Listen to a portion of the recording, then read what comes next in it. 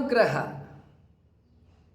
ಕರಿ ಅಂಜುವುದು ಅಂಕುಶಕ್ಕಯ್ಯ, ಗಿರಿ ಅಂಜುವುದು ಕುಲಿಶಕ್ಕಯ್ಯ,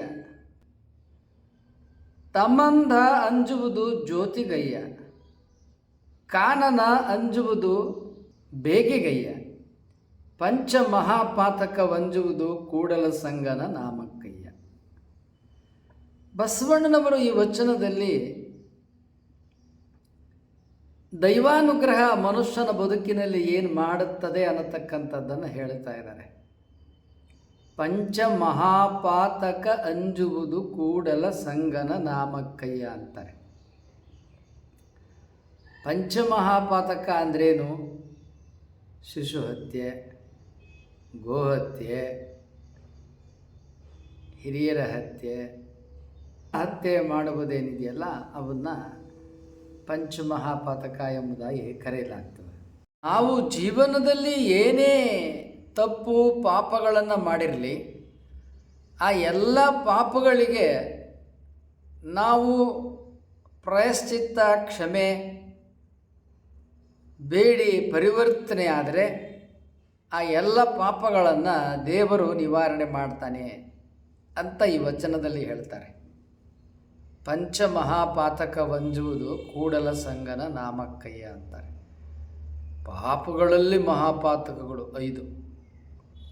ಇಂಥ ಪಂಚಮಹಾಪಾತಕಗಳು ಕೂಡ ನಾವು ಕೂಡಲ ಸಂಗಮ ದೇವರ ಸ್ಮರಣೆ ಮಾಡಿದರೆ ಇವುಗಳನ್ನು ಕಳ್ಕೋಬೋದು. ಅದಕ್ಕೆ ಬಸವಣ್ಣನವರು ಈ ವಚನದಲ್ಲಿ 3 ದೃಷ್ಟಾಂತಗಳನ್ನು ಕೊಡ್ತಾರೆ. ಒಂದೊಂದಾಗಿ ನೋಡೋಣ. ಕರಿ ಅಂಜುವುದು ಅಂಕುಶಕ್ಕಯ್ಯ. ಕರಿ ಅಂದರೆ ಆನೆ. ಆನೆ ಯಾವುದಕ್ಕೆ ಹೆದರ್ತದ? ಅಂಕುಶಕ್ಕೆ ಹೆದರ್ತದ. ಅಂಕುಶ ಅಂದ್ರೇನು? ಅದು ಹುಲಿ ಉಗುರು. ಅವನು ಮಾವತಿಗ ಆನೆ ಮೇಲೆ ಕೂತ್ಕೊಂಡು ತಿವಿದಾಗ ಆನೆ ಅನಿಸ್ತದ, ಅದು ನೋವಾಗಿ ಅನಿಸ್ತದ. ಹುಲಿ ಸಿಂಹದ ಉಗುರು ನಾಟಿದಾಗ ಆನೆಗೆ ಪ್ರಾಣ ಭಯ ಉಂಟಾಗ್ತದೆ. ಅದಕ್ಕಾಗಿ ಅಂಕುಶ ಎಂಬುದಾಗಿ ಹೇಳಿದರೆ ಅದು ಪ್ರಾಣ ಭಯವನ್ನು ಉಂಟು ಮಾಡ್ತದೆ. ಅಂಕುಶ ಆನೆಯ ಮೇಲೆ ಕುಳಿತು ತಿವಿತದಲ್ಲ ಮಾವತಿಗ, ಅದು ಪ್ರಾಣ ಭಯವನ್ನು ಉಂಟು ಮಾಡ್ತದೆ. ಮನುಷ್ಯ, ಪ್ರಾಣಿ, ಪಕ್ಷಿ ಯಾರೇ ಇರಲಿ ಎಲ್ಲರೂ ಪ್ರಾಣ ಭಯಕ್ಕೆ ಹೆದರ್ತಾರೆ. ಅದಕ್ಕಾಗಿ ಕರಿ ಅಂಜುವುದು ಅಂಕುಶಕ್ಕಯ್ಯ. ಆನೆ ಅಂಕುಶಕ್ಕೆ ಹೆದರುತ್ತದೆ. ಗಿರಿ ಅಂಜುವುದು ಕುಲಿಶಕ್ಕಯ್ಯ. ಬೆಟ್ಟವನ್ನು ಚಿಮಟಿಗೆಯಿಂದ ಹೊಡೆದು ಬಿಸಾಡಿ ಬಿಡ್ತಾರೆ, ಪೀಸ್ ಮಾಡಿ. ಅಂದ್ರೇನು? ಹುಳಿ ಚಿಮಟಿಗೆ ಅಂತಾರೆ ಅದಕ್ಕೆ. ಆ ಹುಳಿ ಇರ್ತದಲ್ಲ, ಅದು ಚೀಪಾಗಿ ಮನೆ. ಅದಕ್ಕೆ ಬೆಟ್ಟ ಎಷ್ಟೇ ದೊಡ್ಡದಿದ್ರೂ ಕೂಡ ಆ ಕುಲಿಶ ಏನಿದೆಯಲ್ಲ ಅದು ಬಂಡೆಯನ್ನು ಹೊಡೆದು ಛಿದ್ರ ಮಾಡಿಬಿಡುತ್ತದೆ. ಬೆಟ್ಟ ನೋಡೋಕ್ಕೆ ಕಾಣಲಿಕ್ಕೆ ದೊಡ್ಡದಾಗಿ ಕಾಣ್ತದೆ, ಆದರೆ ಕುಲಿಶ ಇಷ್ಟೇ ಇರ್ತದೆ ಹುಳಿ, ಆದರೆ ಒಡೆದು ಛಿದ್ರ ಮಾಡಿಬಿಡ್ತದೆ. ಅಂಕುಶನೂ ಅಷ್ಟೆ. ಆನೆ ಬಹಳ ದೊಡ್ಡದು, ಅಂಕುಶ ಇಟ್ಟಿರ್ತದೆ, ಒಂದು ಇಟ್ಟಿರುತ್ತೆ, ಒಂದು ಅರ್ಧ ಅಡಿಗೆ ಇರ್ತದೆ, ಒಂದು ಇಟ್ಟು ತುದಿ ಮನುಚಾಗಿರ್ತದೆ. ಅದರಲ್ಲಿ ತಿವಿದು ಕೂಡಲೇ ಆನೆ ಎದುರು ಬಿಡ್ತದೆ, ಅಂದರೆ ಪ್ರಾಣಭಯ ಉಂಟಾಗಿ ಬಿಡ್ತದೆ. ಕರಿ ಅಂಜುವುದು ಅಂಕುಶಕ್ಕಯ್ಯ, ಗಿರಿ ಅಂಜುವುದು ಕುಲಿಶಕ್ಕಯ್ಯ, ತಮಂಧವಂಜುವುದು ಜ್ಯೋತಿಕಯ್ಯ. ಕತ್ತಲೆ ದೀಪಕ್ಕೆ ತರ್ತದೆ. ಅದಕ್ಕಾಗಿ ನಾವೆಲ್ಲ ಮನೇಲಿ ರಾತ್ರಿ ವೇಳೆಯಲ್ಲಿ ದೀಪ ಹಚ್ಕೋತೇವೆ. ಹಿಂದೆ ಎಲ್ಲ ಎಣ್ಣೆ ಹಾಕಿ ತೈಲ ಹಾಕಿ ದೀಪ ಹಚ್ತಿದ್ರು, ಈಗೆಲ್ಲ ವಿದ್ಯುತ್ ಬಂದಿದೆ. ತಮಂಧ ಅಂಜುವುದು ಜ್ಯೋತಿಗಯ್ಯ, ಕಾನನವಂಜುವುದು ಬೇಗೆಗಯ್ಯ. ಕಾನನ ಅಂದರೆ ಕಾಡು. ಅಗ್ನಿ ಕಾಡು ಯಾವುದಕ್ಕೆ ಎದರ್ತದೆ ಅಂದ್ರೆ ಬೇಗೆಗೆ, ಕಿಚ್ಚಿಗೆ ಎದರ್ತದೆ. ಹಾಗೆ ಅದೇ ರೀತಿಯಲ್ಲಿ ಪಂಚಮಹಾಪಾತಕವಂಜುವುದು ಕೂಡಲ ಸಂಗನ ನಾಮಕ್ಕಯ್ಯ. ಅದೇ ರೀತಿಯಾಗಿ ಇವೆಲ್ಲ ಆನೆ ಅಂಕುಶಕ್ಕೆ ಎದರ್ತದೆ, ಬೆಟ್ಟ ಕುಲಿಶಕ್ಕೆ ಎದರ್ತದೆ, ಕತ್ತಲೆ ದೀಪಕ್ಕೆ ಎದರ್ತದೆ, ಕಾಡು ಬೆಂಕಿಗೆ ಎದರ್ತದೆ. ಹಾಗೆ ಕೂಡಲ ಸಂಗಮ ದೇವರಿಗೆ ನಾವು ಮಾಡಿದ ಪಾಪಗಳು ಹೆದರುತ್ತವೆ. ಆದದ್ದರಿಂದ ಕೂಡಲ ಸಂಗಮ ದೇವರ ಸ್ಮರಣೆಯನ್ನು, ಧ್ಯಾನವನ್ನು, ಭಕ್ತಿಯನ್ನು ಮಾಡಿ, ಧ್ಯಾನ ಮಾಡಿ ಧ್ಯಾನ ಮಾಡಿ ಆರೋಗ್ಯವನ್ನು ಪಡ್ಕೊಳ್ಳಿ, ಧ್ಯಾನ ಮಾಡಿ ಐಶ್ವರ್ಯವನ್ನು ಪಡ್ಕೊಳ್ಳಿ, ಧ್ಯಾನ ಮಾಡಿ ಶತಾಯುಷ್ಯವನ್ನು ಪಡ್ಕೊಳ್ಳಿ ಅಂತ ಯಾಕೆ ಹೇಳ್ತೀವಿ ಅಂತ ಹೇಳಿದರೆ, ಧ್ಯಾನದಲ್ಲಿ ಭಕ್ತಿಯೂ ಇರುತ್ತದೆ. ನಾವು ಧ್ಯಾನವನ್ನು ಭಕ್ತಿ ಸಹಿತವಾಗಿ ಮಾಡಿದಾಗ ನಮ್ಮ ಭಕ್ತಿ ದೇವರ ಕೃಪಾನುಗ್ರಹಕ್ಕೆ ಪಾತ್ರವಾಗಿ ಆ ದೇವರ ಅನುಗ್ರಹದಿಂದ ನಮ್ಮ ಜೀವನದ ಪಾಪವು ಲೇಷವೂ ಇಲ್ಲದಂತೆ ಕರಗಿ ಹೋಗುತ್ತದೆ. ಆದ್ದರಿಂದ ಧ್ಯಾನ ಮಾಡಿ, ಪೂಜೆ ಮಾಡಿ, ಭಕ್ತಿ ಮಾಡಿ ಶತಾಯುಷ್ಯ ಐಶ್ವರ್ಯ ಆರೋಗ್ಯವನ್ನು ಪಡ್ಕೊಳ್ಳಿ ಅಂಥೇಳಿ ನಾವು ಮೇಲಿಂದ ಮೇಲೆ ಹೇಳೋದು. ಧ್ಯಾನ ಮಾಡಿ ಅನುಗ್ರಹವನ್ನು ಪಡ್ಕೊಳ್ಳಿ, ಪೂಜೆ ಮಾಡಿ ಅನುಗ್ರಹವನ್ನು ಪಡ್ಕೊಳ್ಳಿ, ಭಕ್ತಿ ಮಾಡಿ ಐಶ್ವರ್ಯವನ್ನು ಪಡ್ಕೊಳ್ಳಿ. ಹೀಗೆ ಬಸವಣ್ಣನವರು ಈ ವಚನದಲ್ಲಿ ಏನು ಹೇಳ್ತಾ ಇದ್ದಾರಲ್ಲ, ಬಸವಣ್ಣನವರು ಈ ವಚನ ಸ್ವತಂತ್ರವಾಗಿ ಬರೆದದ್ದಲ್ಲ. ಯಾಕೆ ಅಂದರೆ ಬಸವಣ್ಣನವರಿಗೆ ಮುಂಚೆ 60 ವರ್ಷ ಮುಂಚೆ ಒಬ್ಬರು ದಂಡನಾಯಕರು, ಚಕ್ರವರ್ತಿಯಲ್ಲಿ ದಂಡನಾಯಕರಿದ್ದರು. ಕೇಶಿರಾಜ ದಂಡನಾಯಕ, ಭಕ್ತಿ ಭಂಡಾರಿ ಕೇಶಿರಾಜ ಅಂತ ಅವರನ್ನು ಕರೆಯಲಾಗತ್ತೆ.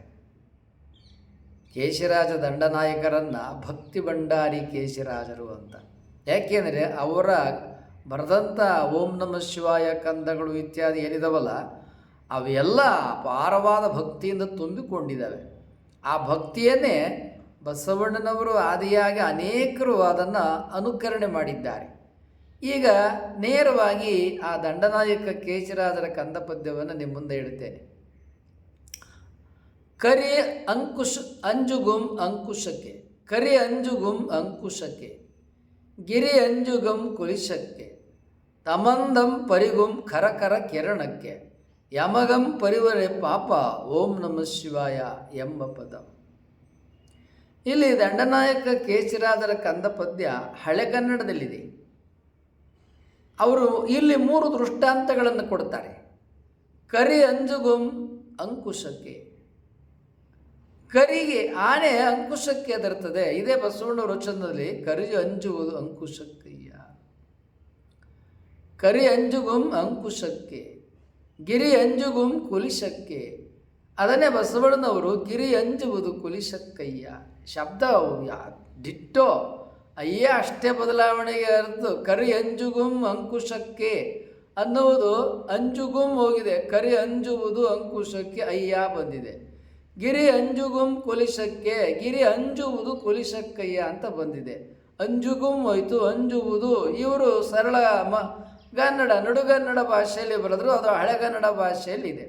ನಂತರ ತಮಂದಂ ಪರಿಗುಂ ಕರಕರ ಕಿರಣಕ್ಕೆ, ತಮಂದ ಕತ್ತಲೆ, ಕತ್ತಲೆ ಅಂಜುವುದು. ಖರ ಅಂದರೆ ಸೂರ್ಯ, ಸೂರ್ಯನ ಕಿರಣಕ್ಕೆ ಕತ್ತಲೆ ಎದುರುತ್ತದೆ. ಬಸವಣ್ಣನವರು ಅಂತಾರೆ ತಮಂದಂ ಪರಿಗುಂ ಜ್ಯೋತಿಗಯ್ಯ, ದೀಪಕ್ಕೆ ಕತ್ತಲೆ ಎದುರ್ತದೆ ಅಂತ ಬಸವಣ್ಣವ್ರು ಅಂತಾರೆ. ದೀಪಕ್ಕೆ ಕತ್ತಲೇನು ಎದುರೋದಿಲ್ಲ. ನಾವು ಮನೇಲಿ ದೀಪ ಹಾಕ್ಕೊಂಡ್ರೆ ಆ ರೂಮು ಆ ಕೊಠಡಿಗೆ ಅಷ್ಟೇ ಇರ್ತದೆ. ಮನೆ ಮುಂದೆ ದೀಪ ಹಾಕಿದರೆ ಮನೆ ಮುಂದೆಗೆ ಅಷ್ಟೇ ಇರ್ತದೆ, ಭಾಳ ದೂರಕ್ಕೆ ಇರುವುದಿಲ್ಲ. ಆದರೆ ಕೇಶಿರಾಜರ ಕಂದ ಪದ್ಯದಲ್ಲಿ ಬರೆದಾರಲ್ಲ, ತಮಂದಂ ಪರಿಗುಂ ಕರಕರ ಕಿರಣಕ್ಕೆ, ಕತ್ತಲೆ ಸೂರ್ಯನ ಬೆಳಕಿಗೆ ಕಿರಣಗಳಿಗೆ ಹೆದರ್ತದೆ ಅಂತ. ಹಂಗೆ ಅದು ನಿಜವಾದ ವಿಚಾರ. ತಮಂದಂ ಪರಿಗುಂ ಕರಕರ ಕಿರಣಕ್ಕೆ, ಸೂರ್ಯನ ಕಿರಣಗಳಿಗೆ ಕತ್ತಲೆಯು ಹೆದರುತ್ತದೆ. ಅದು ಕೇಶಿರಾಜರ ಕಂದ ಪದ್ಯ. ಅದನ್ನು ಬಸವಣ್ಣನವರು ತಮಂದಂ ಪರಿಗುಂ ಜ್ಯೋತಿಗಯ್ಯ ಅಂತಾರೆ. ಅಂದರೆ ಡಿಟ್ಟೋ ಅಲ್ಲಿ ಏನು ಕೇಶಿರಾಜರ ಕಂದ ಪದ್ಯಗಳಲ್ಲಿ ಬರೆದಿದ್ದಾರೆ ಅದನ್ನೇ ಬಸವಣ್ಣವರು ಇಲ್ಲಿ ವಚನದಲ್ಲಿ ಬರೆದಿದ್ದಾರೆ. ಇನ್ನೊಂದು ಸಾಲು ಹೆಚ್ಚಾಗಿದೆ. ಏನದು? ಕಾನನ ವಂಜುವುದು ಬೇಗಿಗಯ್ಯ ಅನ್ನೋದು. ಅದು ಕೇಶಿರಾಜರಲ್ಲಿಲ್ಲ.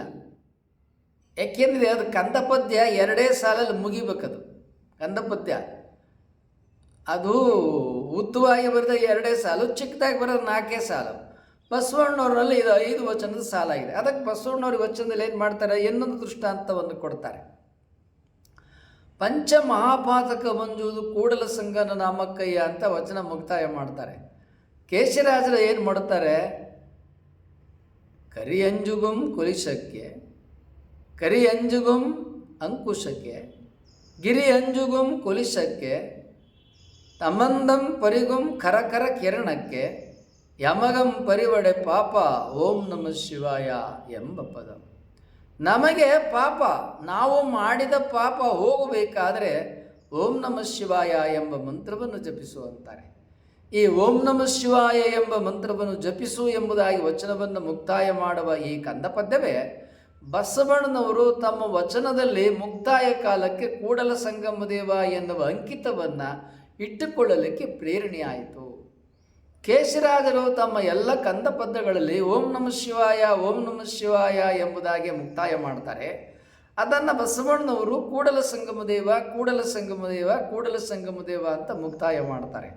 ಹೀಗೆ ತಮ್ಮ ತಮ್ಮ ಕಂದ ಪದ್ಯಗಳಲ್ಲಿ ಅವರು ಓಂ ನಮಃ ಶಿವಾಯ ಅಂತ ಮುಕ್ತಾಯ ಮಾಡಿದರೆ, ಬಸವಣ್ಣವರು ತಮ್ಮ ಅಂಕಿತ ತಮ್ಮ ಗುರುತಿರಬೇಕು ಅಂತೇಳಿ ಕೂಡಲ ಸಂಗಮ ದೇವ ಅಂತೇಳಿ ಅಂಕಿತವನ್ನು ಸೇರಿಸ್ತಾರೆ. ಈ ಅಂಕಿತಕ್ಕೆ ಪ್ರೇರಣೆ ಬಂದದ್ದು ಎಲ್ಲಿಂದ ಅಂದರೆ ಕೇಶರಾಜರ ಕಂದ ಪದ್ಯಗಳಿಂದ.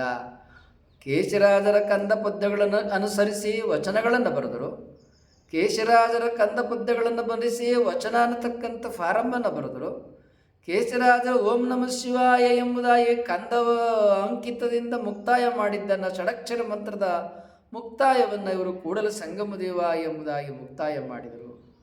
ಅಲ್ಲಿಯೂ ಕೂಡ ಪರಮೇಶ್ವರನ ಭಕ್ತಿ, ಎಲ್ಲೂ ಕೂಡ ಪರಮೇಶ್ವರನ ಭಕ್ತಿ. ಆದರೆ ಅಲ್ಲಿ ಕೇಶರಾಜರ ಭಕ್ತಿ ಬಹಳ ಘನವಾದದ್ದಿದೆ. ಯಾಕೆ ಅಂದರೆ ಅವರು ಕೊಡ್ತಕ್ಕಂಥ ದೃಷ್ಟಾಂತಗಳು ಎಲ್ಲ ಒಂದಕ್ಕಿಂತ ಒಂದು ಅಮೋಘವಾಗಿದ್ದಾವೆ.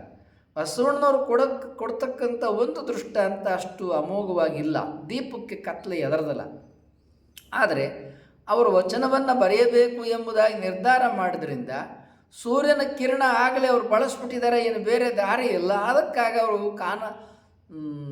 ತಮಂದಂ ಪರಿಗುಂ ಖರಖರ ಕಿರಣಕ್ಕೆ ಅನ್ನೋದನ್ನು ತಮಂದ ಬಂಜುವುದು ಜ್ಯೋತಿಗಯ್ಯ ಎಂಬುದಾಗಿ ವಚನವನ್ನು ಮುಕ್ತಾಯ ಮಾಡಿದ್ದಾರೆ. ಅಂದ್ರೇನು, ಅಲ್ಲಿಯೂ ದೈವಾನುಗ್ರಹದಿಂದ ನಮ್ಮ ಬದುಕಿಗೆ ಬೆಳಕನ್ನು ಪಡೆದುಕೊಳ್ಳಬಹುದು, ಅನುಗ್ರಹವನ್ನು ಪಡೆದುಕೊಳ್ಳಬಹುದು ಎನ್ನುವ ವಿಚಾರ ಇದೆ. ಅಲ್ಲಿಯೂ ಕೂಡ ದೈವಾನುಗ್ರಹದಿಂದ ನಮ್ಮ ಪಾಪವನ್ನು ಕಳೆದುಕೊಳ್ಳಬಹುದು ಅನ್ನತಕ್ಕಂಥ ವಿಚಾರವಿದೆ. ಇಲ್ಲಿಯೂ ದೈವಾನುಗ್ರಹದಿಂದ ನಮ್ಮ ಪಾಪವನ್ನು ಕಳೆದುಕೊಳ್ಳಬಹುದು ಎನ್ನುವ ವಿಚಾರವಿದೆ. ಆ ನಂತರ ಕೇಶರಾಜರ ಕಂದ ಪದ್ಯದಲ್ಲಿ ಪಂಚಮಹಾಪಾತಕ ಅಂತ ಇಲ್ಲ. ಯಮಗಂ ಪರಿವಡೆ ಪಾಪ ಓಂ ನಮಃ ಶಿವಾಯ ಎಂಬ ಪದಂ ಅಂತ ಇದೆ. ಕೇಶರಾಜರು ಬ್ರಾಹ್ಮಣರೇ, ಆದರೂ ಅವರು ಪಂಚಮಹಾಪಾತಕವನ್ನು ಅವರು ಎತ್ತಿ ಹಿಡಿಯಲಿಲ್ಲ. ಆದರೆ ಬಸವಣ್ಣನವರು ಇನ್ನೂ ಬ್ರಾಹ್ಮಣರಾದ್ದರಿಂದ ಬ್ರಾಹ್ಮಣರ ಆ ಕಡು ಸಂಸ್ಕೃತಿ ಅವರಲ್ಲಿ ಇನ್ನೂ ಇದೆ ಎಂದು ಈ ವಚನದಲ್ಲಿ ಕಾಣ್ತದೆ. ಪಂಚಮಹಾಪಾತಕದಲ್ಲಿ ಈ ಭೂಸುರ ಹತ್ಯೆಯನ್ನು ಮಾಡಬಾರದು ಅನ್ನೋದಕ್ಕೆ ಅದು ಒಂದು ಪಾಪ ಎಂಬುದಾಗಿ ಸೇರಿಸಲಾಗಿದೆ. ಆದರೆ ಕೇಶರಾಜರು ಒಟ್ಟಾರೆಯಾಗಿ ಪಾಪ ಎಂಬುದಾಗಿ ಹೇಳ್ತಾರೆ, ಪಂಚಮಹಾಪಾತಕ ಅಂತ ಹೇಳಲ್ಲ. ಏನು ಯಾವುದೇ ಹಿಂಸೆಯನ್ನು ಮಾಡಿ ಯಾವುದೇ ಪ್ರಾಣವನ್ನು ತೆಗೆದರೂ ಕೂಡ ಅದು ಪಾಪ ಅಂತಲೇ ಕೇಶರಾಜರ ನಿರ್ಣಯ. ಪಾಪ ಅಂದ್ರೇನಪ್ಪ ಅಂತೇಳಿದರೆ ಇನ್ನೊಂದು ಜೀವದ ಹತ್ಯೆ ಮಾಡುವುದೆಲ್ಲ ಪಾಪವೇ. ಇಲ್ಲಿ ಪಾಪವನ್ನು 5ಕ್ಕೆ ಮಾತ್ರ ಸೀಮಿತಗೊಳಿಸಲಾಗಿದೆ. ಅಲ್ಲಿ ಮನುಷ್ಯ ನೀನೇನೇನು ಜೀವನದಲ್ಲಿ ಕೆಡುಕನ್ನು ಮಾಡ್ತೀಯ ಅವೆಲ್ಲವೂ ಪಾಪವೇ. ಆ ಪಾಪವನ್ನು ಮಾಡಬೇಡ ಎನ್ನುವ ನಿಷೇಧವನ್ನು ಕೇಶರಾಜರು ತಮ್ಮ ಕಂದ ಪದ್ಯದಲ್ಲಿ ವಿವರಿಸ್ತಾರೆ.